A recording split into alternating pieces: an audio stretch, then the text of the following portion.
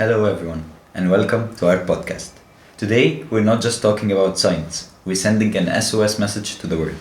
Imagine this: if you had a magic stick and the power to change just one thing, what would you choose to fight and why? That's the question we asked our audience for this year's Science magazine. From addiction to environmental threats, from social challenges to hidden crises, their answers reveal what truly puts our future at risk. In this episode, we'll explore these choices, the science behind them, and why the fight can't wait any longer. Our guest for today is Dr. Shaaban, the school principal of Al-Andalus International School. It's an honor having you on our podcast today. Thank you, Ahmed. It's an honor to be here today with you. Okay. Imagine you're holding a magic stick that can fight just one problem in the world. What would you choose to fight? Okay, that's fashionable. Before I start answering your question, I would like to give the honor and appreciation to the persons who were behind this beautiful idea. Miss Niveen Gamal, the head of the science department, and Miss Iman Fouad, the project coordinator. Podcasts have been in the world for a long time now, but having a studio for Al-Andalus is their idea. And the school just managed to put their ideas into action, and we have this beautiful studio nowadays. So thank you for them. About thinking of something to change. It's, of course, a lot of things I would like to change, actually. But mainly, I would fight bullying. Bullying should be demolished from the whole world. That's my point of view, at least for the time being, because it's spread all around the world. So if I had a magic stick, I would end bullying. And why is bullying such a serious threat in schools? Okay. I believe you're a student at school, and you see yourself that bullying affects students in many, many aspects and ways. It promotes fear, not confidence. It makes the student come to school all the time insecure, sad. It kills creativity and innovation. So it's not something that you brag about and go and tell anybody that I bullied my friend today, so I'm happy. No, it kills. It doesn't build. So I think it should be ended from all the schools and all the places around the world. Okay, and based on your years of experience as a school principal, from your perspective, what role should a school principal play in fighting bullying? Okay, as a school principal, I have a big responsibility, but I can't do it alone. I can't do anything on my own. There's a team. There has to be a collaboration between a lot of members, parents, teachers, students themselves, staff. But as a principal, I have to put a clear policy. Without a policy, no one will do anything. If I have a policy and I have a new teacher, a hired teacher, who doesn't know, for example, anything about the school yet, he reads the policy and he will find out that bullying is not tolerated at our school. We have zero tolerance for bullying at school. So a clear policy will make everybody happy. A policy will be followed by students, by parents, by teachers, by everybody. There are tons of things that we can do actually to help students raise awareness and fight the bullying, either the offender, the bullier, or the person bullied by himself. But the main thing is to have a clear policy. If I have a clear policy, everybody will follow it. I'd love to hear your thoughts on this. What methods can be used to raise awareness to the students? To the students. Okay. You like to start with the students because you're a student? Okay. Students, we at our school, you know that we have many awareness campaigns, starting from diseases in the science department, reaching all the international days that we celebrate all around the world, Women's Day, World Arabic Day, and a lot of things. So awareness is very important. We have to have like a campaign or awareness campaign for the students. Let's start with a week awareness campaign where we can have daily morning affirmation messages every day to tell the students the good deeds and the bad things, and to talk about bullying and the effects that it has on people. We can ask all the students at school to create posters and spread these posters all around the school, for example, to when they do it on their own with their own hands, they will remember it. I read an idea that I liked a lot. It was the anonymous reporting box. anonymous reporting box could be done digitally or physically. If a student is afraid to report that he has been bullied or by someone, he can write, "I've been bullied by this person," and then we take it and investigate on it. If he's afraid to talk to the psychologist or to someone from the discipline department, then we can go ahead and check and track the problem. A lot of ideas actually, and it has to be, like I told you, in collaboration with all the stakeholders that I mentioned in the circle to be complete: parents, teachers, and students. But from the students' part, I think awareness is enough in telling them and all the time that they are heard and they are protected at school. Even if they have only one person confidant for them, one of the teachers, class teachers or subject teachers, it's enough for me to go and talk to them. Well, an anonymous box seems like a great idea. Thank you. I want to ask you, how can teachers be supported in this process? Teachers, okay. We do actually support teachers a lot.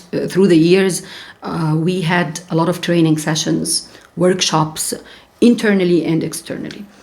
If even a teacher, an older, not old in age, an older teacher in experience has something that he learned somewhere, he tells it to the rest of the staff, and we have peer learning and workshops internally. And also we bring life coaches to our teachers from outside the school to tell them about the recent methodology, how to detect early signs of bullying, for example.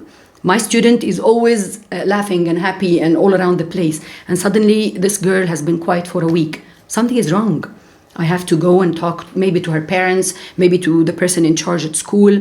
But teachers have to be taught the tools how to detect early these things and these signs to find out the student who's in distress and help him. So giving them sessions is very important. Training courses, awareness campaigns also for the teachers, and learning from peers and one another is very important as well. And what role do parents play in fighting bullying? Fighting or detecting? Okay, it could be in fighting bullying, of course, as well, because they are an integral part. You spend half the time with your parents at home and the other half is at school. So they can, as well as the teachers, detect early signs. And we at school, we take that we have a very important major role with the parents. They are our responsibility. And we need also to teach them and tell them the recent things, what to do with their children if they are in distress as well. So I think we started 4 years ago in this field with the parents. One of our teachers in the Arabic department, he's a trainer and he likes to give advice to parents and even his colleagues at school, Mr. Ahmed Abdullah, and he gave the parents for 2 successive years lectures on if their child is addicted to using the phone, TikTok trends, and a lot of things. And last year we had a collaboration with an outsourced company, which is Mind Builders Academy, led by Dr. Amir Munir, also to give to the parents and our students a lot of advice and methods and ways how to deal with bullying and how to raise their kids in a proper modern way that is accepted by Allah first, of course, and by the community. So we take it under our responsibility to give the parents and educate them about bullying and about how to prevent their kids from facing such a situation. They see you at home, they know that you have been closing your room on yourself for more than 4 days. Go and talk to your child. You don't have to sit on the phone and learn about life from the phone and from the TikTok videos. You as a parent have a very important role to inform us as a school that I'm facing a problem. If your child is facing bullying digitally, for example, outside the school, we as a school can take a stance. We as a school can have a role in this. So it's not only the parents' point of view or the parents' responsibility. No, we do this with the parents and help our parents to cross this problem or to pass it by the end of the situation itself. And we want the best for our children at school, and they want the best for their kids at home. So it's a connected circle. A home-parent healthy relationship is very important. If the home and the school, the parents at home and the school are connected together and this circle is closed, everything will be amazing. Of course, creating a safe school environment is essential. So I'd like to ask you, how can schools encourage positive behavior instead of bullying? There are many ways I think that we can encourage positive behavior with just by celebrating the kind action. Having like we have Student of the Month and Teacher of the Month. We can have kind Student of the Month For example, just celebrating the good deeds. One of the students helped the nanny in something, helped his peers and his friends in something. Even like went to the KG department or the elementary building and helped in an event in organizing it. Any good or kind action that is celebrated will make everybody feel that this is the normal thing to do. It's not like someone did something good, let's see, and or this is something very strange and let's take him and take pictures. No, we don't want this. We just want to celebrate good deeds so that everybody feels this is the normal thing to be done at school. At life in general, you have to be kind, have empathy, and be respectful to everybody. So rewarding or having like a kind student of the month, I think it might be a positive something, yani a positive reward, like you said, or a positive behavior reward, disciplinary. Also, we can have, like I told you, the peer thing with the teachers. We can do it as well with the students. If an older student, for example, faced bullying before and he knows what to do, and he faced these feelings before. Or if an older student was a bullier before and he repented and asked Allah for forgiveness, for example, he can go and talk to the student who was bullied, a younger student, a student from grade 11 and another from 9 or 7. This mentoring, peer mentoring, can be very beneficial as well. They can help one another and talk to one another. It will also promote positive atmosphere at school. If you have any idea, tell me. I can take your ideas later on and write them in the box that is not anonymous. A box for good ideas will be a clear box, not an anonymous box. I'll share my ideas. And if I can ask, is there any personal experience you'd like to share that explains why bullying is a cause that you care about? ليه كده يا ابني? Personal experience in bullying, I will hide. In bullying, personal experience, I believe yes, I think. But at this age, and I'm 42 now, I can't remember all the things. But maybe something that didn't affect us negatively, because it included a lot of people. I used to play handball when I was young. And we had 2 teams in the club. Team B, I was in Team B. I wasn't very good, for example. My skills were not good. So we were in Team B for like a year. When we faced other teams from other clubs, they used to make fun of us. Team B will play with Team A, we'll lose, وتخسروا وهنفرج الناس عليكم. So we had weird things. We heard, of course, a lot of things that are not true. So we won. To our surprise and their surprise, it didn't put us down, something like this.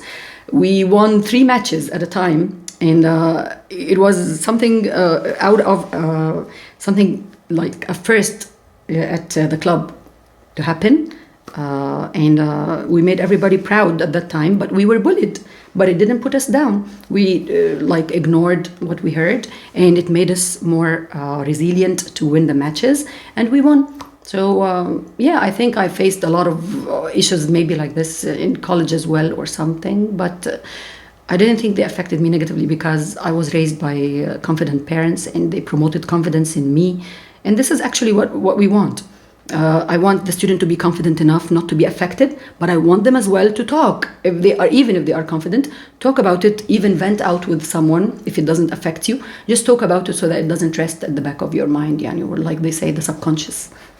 And as sadly our podcast is coming to an end, is there a message you'd like to leave as the school principal? Okay. I think that we need to put the light or shed the light on the offender himself, or the bullier himself. I don't want just to punish the person who bullied you or who bullied a student or who bullied someone. Maybe there's even teachers can get bullied from one another. We want to support both sides, to know why are you bullying this person and to know the core or the root of the problem to solve it. And of course, get the right of the bullied person and make them feel confident and safe and secure and all these things. But I also need to help the offender or the person who's bullying his friends by knowing the core of the problem.